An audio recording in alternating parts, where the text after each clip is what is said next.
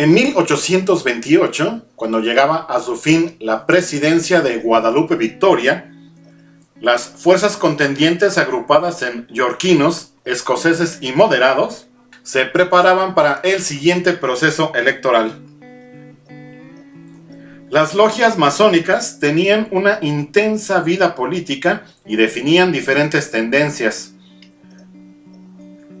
Aunque había varios militares presidenciables como Ignacio Rayón, Juan Pablo Anaya, Manuel Mier y Terán y Mariano Michelena, en abril de 1828 las fuerzas contendientes se concentraban en dos figuras: Vicente Guerrero y Manuel Gómez Pedraza. Guerrero nació el 10 de agosto de 1783. Fue un peón que trabajaba en las haciendas azucareras de la Tierra Caliente cuando se unió a las huestes de Galeana, Matamoros y Morelos para luchar por la emancipación del país. A la muerte de José María Morelos y después de las derrotas que sufrieron los diversos grupos insurgentes, Guerrero fue reconocido como generalísimo de los ejércitos insurgentes y de hecho el último de sus caudillos. Por su parte, Manuel Gómez Pedraza nació el 22 de abril de 1789. Fue oficial realista, participó en la captura de Morelos y obtuvo el grado de teniente coronel. Fiel a Iturbide, se sumó al Plan de Iguala y después fue jefe de la Plaza de México, gobernador y comandante militar del estado de Puebla en 1824 y ministro de Guerra y Marina con Guadalupe Victoria. Al finalizar el movimiento por la independencia, Vicente Guerrero no hizo nada digno de llamar la atención. Como todos, al principio reconoció a Iturbide como emperador, declarándose a los imperiales pies de vuestra majestad. Luego, también como todos, se unió a quienes habían proclamado la república y formó parte, al exiliarse Iturbide, del supremo poder ejecutivo de la nación. Más tarde, durante el gobierno de Victoria, mientras Nicolás Bravo se convertía en el líder indiscutible de los masones escoceses, Vicente Guerrero fue atraído a las logias yorquinas. Cuando Bravo se sublevó contra Victoria, fue Guerrero el encargado de sofocar el levantamiento, lo que le mereció que los yorquinos lo proclamaran su candidato a la presidencia de la República. A Vicente Guerrero, la prensa de aquellos tiempos no lo trataba bien. Le llamaban ignorante y, entre otras cosas, le ponían también adjetivos con tintes racistas. Con sus defectos y virtudes ventilados en la prensa, los contendientes hacían lo suyo. El secretario de guerra, o sea, Manuel Gómez Pedraza, se fortalecía haciendo uso del poder que le confería su cargo. Presionaba a gobernadores, quitaba a jefes militares y ponía adeptos. Gómez Pedraza y sus aliados sabían que la elección para la presidencia no dependía del voto directo, por lo que movieron los hilos que jalaban a políticos y legisladores estatales, y varios ricos comerciantes de México y Veracruz aportaron algunas cantidades para apoyarlo. A pesar de formar parte del gabinete de Victoria, las simpatías del presidente no eran para Gómez Pedraza, sino para Guerrero. Tropas y dinero fueron puestos a disposición del ex caudillo de la independencia para favorecer a algunos gobernadores, jefes militares y representantes locales que fungieron de operadores políticos para atraer los votos. Las elecciones primarias en los estados comenzaron a mediados de julio de 1828. En algunos lugares, como Jalapa y Orizaba, ganaron los yorquinos más radicales y hubo desórdenes.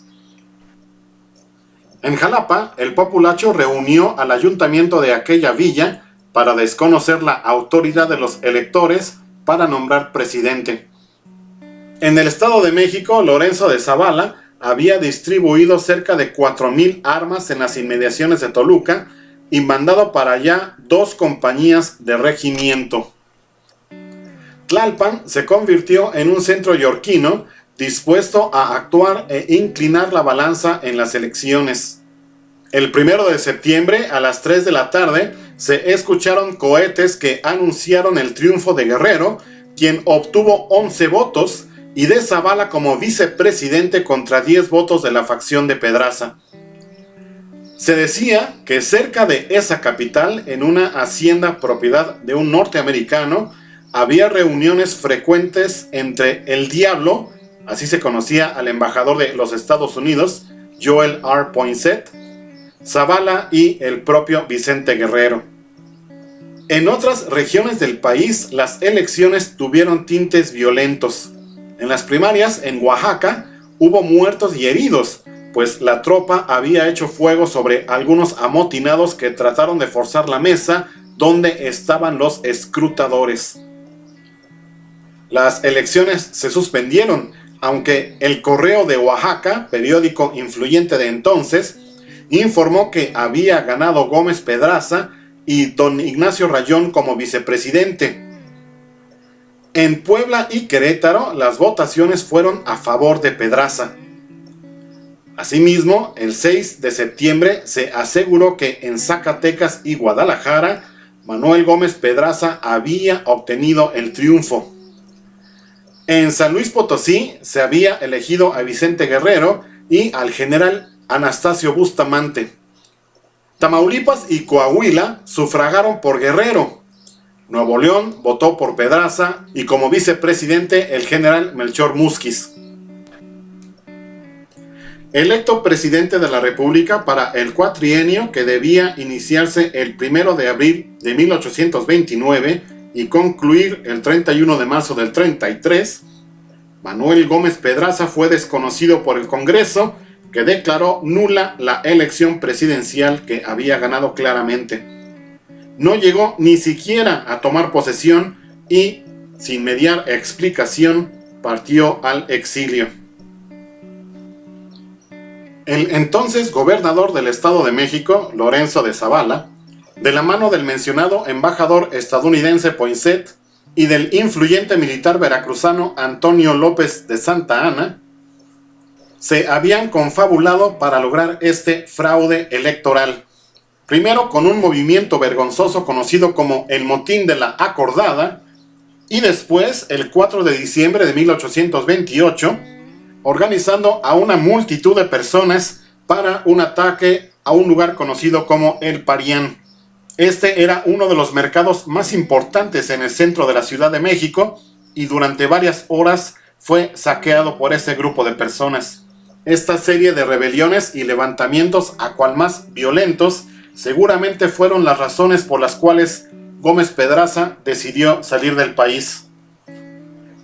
El 1 de enero de 1829 se abrieron las sesiones de las cámaras con asistencia de pocos diputados y, eso sí, de mucha canalla, como se le llamaba despectivamente al pueblo bajo que se encontraba en el graderío.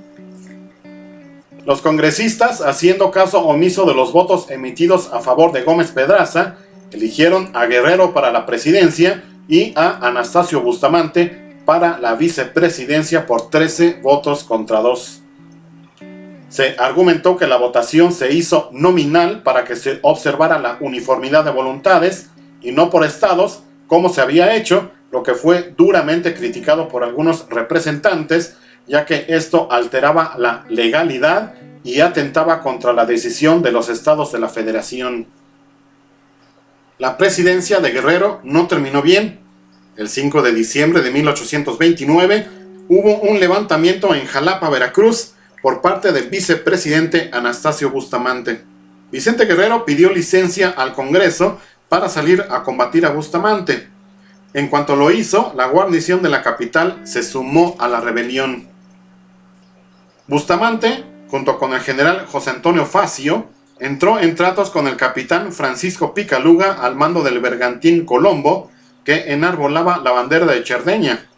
Picaluga, traicionando la amistad que le profesaba Guerrero, convino en aceptar 50,000 pesos a cambio de apresarlo en Acapulco y entregarlo a los enviados del gobierno. Así, el 14 de febrero de 1831, en Cuilapan, Oaxaca, fue fusilado Vicente Guerrero. Tras eliminar a Guerrero, Anastasio Bustamante asumió la presidencia de la República. Más tarde, en 1832, Antonio López de Santa Anna derrocó a Bustamante. ¿A quién debía poner en la presidencia? Después de pensarlo un poco, Santa Anna decidió que era el momento de hacer justicia y ofreció la presidencia de la República a Manuel Gómez Pedraza. Por increíble que parezca, este hombre aceptó y así fue presidente de la República del 24 de diciembre de 1832 al 31 de marzo de 1833.